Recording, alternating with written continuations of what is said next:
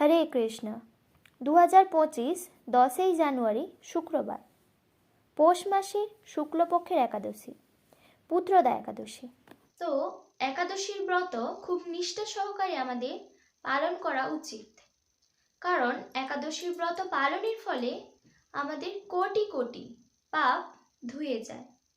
তাই আশা করছি সবাই প্রত্যেকটা একাদশীর ব্রত খুব নিষ্ঠা সহকারে পালন করছেন। আর যারা পালন করছেন না, তারা অতি অবশ্যই এই একাদশী থেকেই আপনারা একাদশীর প্রত্যেকটি ব্রত পালন করার চেষ্টা করুন, অতি অবশ্যই পালন করুন। এর ফলে অনেক পাপ রাশি থেকে মুক্তি লাভ হয়। তো যারা পালন করবেন তারা কিভাবে পালন করবেন না, একাদশীর আগের দিন, অত্যন্ত পক্ষে 2 দিন আগে আমিষ আহার যারা গ্রহণ করেন তারা আমিষ আহার বর্জন করবেন। যদি না পারেন, অত্যন্ত পক্ষে একাদশীর আগের দিন আমিষ আহার বর্জন করবেন। তো যথাসময় রাতে খাওয়া দাওয়া করবেন, তারপর দাঁত ব্রাশ করবেন, কারণ ব্রাশ করার ফলে দাঁতে লেগে থাকা সমস্ত খাবারের টুকরো ধুয়ে যায়। তাই অতি অবশ্যই ব্রাশ করবেন। তো একাদশীর দিন ব্রহ্ম মুহূর্তে উঠবেন এবং স্নান করে সকালের সমস্ত কাজকর্ম সেরে স্নান করে মঙ্গল আরতি করবেন এবং সংকল্প মন্ত্র বলে সংকল্প করবেন একাদশীর জন্য। তো সারাদিন যারা নির্জলা একাদশীর ব্রত পালন করতে পারেন, নির্জলা উপবাস করবেন, খুবই ভালো। না হলে ফলমূল গ্রহণ করে একাদশীর ব্রত পালন করতে পারেন। কিন্তু অতি অবশ্যই একাদশীর দিন একাদশীর মাহাত্ম্য অতি অবশ্যই শ্রবণ বা পাঠ করবেন। যদি না এই একাদশীর মাহাত্ম্য পাঠ বা শ্রবণ করেন, তাহলে কিন্তু একাদশীর ব্রতের ফল লাভ হয় না। তাই অতি অবশ্যই শ্রবণ বা পাঠ করবেন মাহাত্ম্যটি। তো একাদশীর পরের দিন যথাসময়ে পারণ করবেন, পারণ মন্ত্র বলে যথাসময়ে পালন করবেন মহাপ্রসাদ গ্রহণ করে। পুত্রদা একাদশীর মাহাত্ম্য। যুধিষ্ঠির বললেন, হে কৃষ্ণ, পৌষ মাসের শুক্লপক্ষের একাদশীর নাম কি? বিধিই বা কি? কোন দেবতা এই দিনে পূজিত হয় এবং আপনি কার প্রতি সন্তুষ্ট হয়ে সেই ব্রতফল প্রদান করেছিলেন? কৃপা করে আমাকে সবিস্তারে তা বলুন।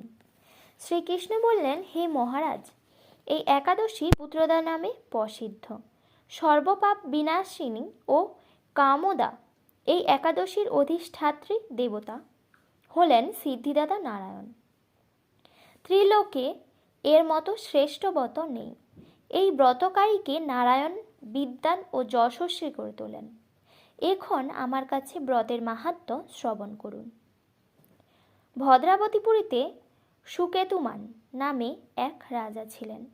তার রানীর নাম ছিল শৈবা। রাজদম্পতি বেশ সুখেই দিন যাপন করছিলেন। বংশ রক্ষার জন্য বহুদিন ধরে ধর্ম কর্মের অনুষ্ঠান করেও যখন পুত্র লাভ হলো না, তখন রাজা দুশ্চিন্তায় কাতর হয়ে পড়লেন। তাই সকল ঐশ্বর্যবান হয়েও পুত্রহীন রাজার মনে কোনো সুখ ছিল না। তিনি ভাবতেন, পুত্রহীনের জন্ম বৃথা ও গৃহশূন্য।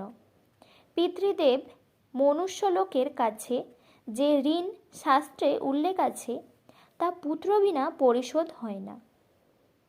পুত্রবাঞ্জনেরও এ জগতে যশ লাভ ও উত্তম গতি লাভ হয় এবং তাদের আয়ু, আরোগ্য, সম্পত্তি প্রভৃতি বিদ্যমান থাকে।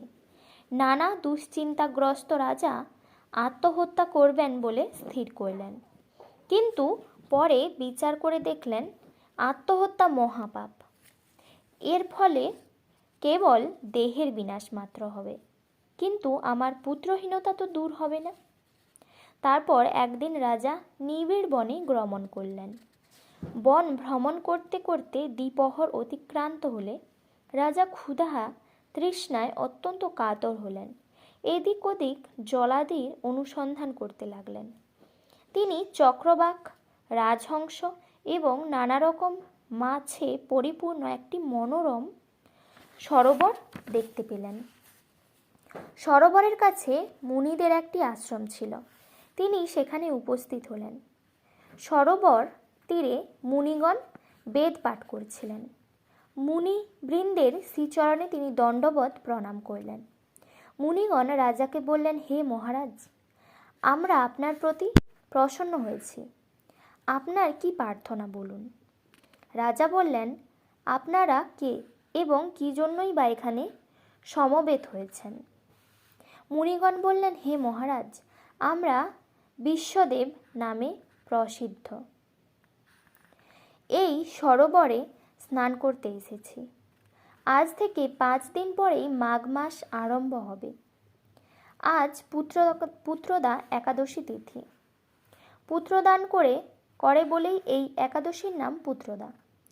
তাদের কথা শুনে রাজা বললেন, হে মুনিবৃন্দ, আমি অপুত্রক, তাই পুত্র কামনায় অধীর হয়ে পড়েছি।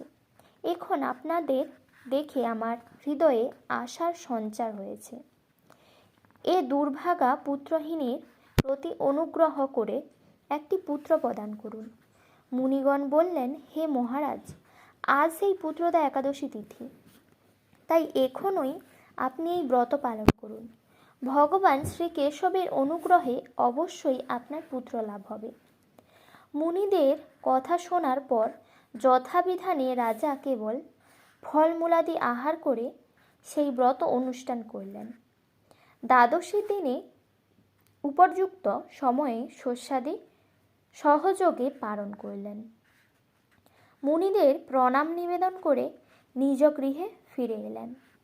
ব্রত প্রভাবে রাজার যথাসময়ে একটি তেজস্বী পুত্র লাভ হল। হে মহারাজ, এই ব্রত সকলেরই পালন করা কর্তব্য। মানব কল্যাণ কামনায় আপনার কাছে আমি এই ব্রত কথা বর্ণনা করলাম।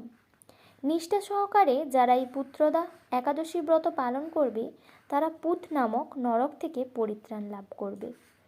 আর এই ব্রত কথা শ্রবণ কীর্তনে অগ্নিষ্টম যজ্ঞের ফল পাওয়া যায়। ব্রহ্মাণ্ড পুরাণে এই মাহাত্ম্য বর্ণনা করা হয়েছে। একাদশীর পরের দিন পালনের সময়সূচি। পশ্চিমবঙ্গ 6টা 27 থেকে 8টা 23, বাংলাদেশ 6টা 51 থেকে 8টা 53, দিল্লি 7টা 15 থেকে 8টা 23, বৃন্দাবন 7টা 11 থেকে 8টা 23, উত্তরপ্রদেশ 6টা 58 থেকে 8টা 23, মুম্বাই মহারাষ্ট্র 7টা 14 থেকে 8টা 23, পুনে মহারাষ্ট্র 7টা 9 থেকে 8টা 23, নাগপুর মহারাষ্ট্র 6টা 53 থেকে 8টা 23, চেন্নাই তামিলনাড়ু 6টা 34 থেকে 8টা 23, ভুবনেশ্বর উড়িষ্যা 6টা 24 থেকে 8টা 23, ঝাড়খণ্ড 6টা 32 থেকে 8টা 23, বিহার 6টা 35 থেকে 8টা 23, ছত্তিশগড় 6টা 42 থেকে 8টা 23, শিলং মেঘালয় 6টা 10 থেকে 8টা 23, গুয়াহাটি আসাম 6টা 12 থেকে 8টা 23, আগরতলা ত্রিপুরা 6টা 9 থেকে 8টা 23, মিজোরাম 6টা থেকে 8টা 23, নাগাল্যান্ড 6টা থেকে 8টা 23।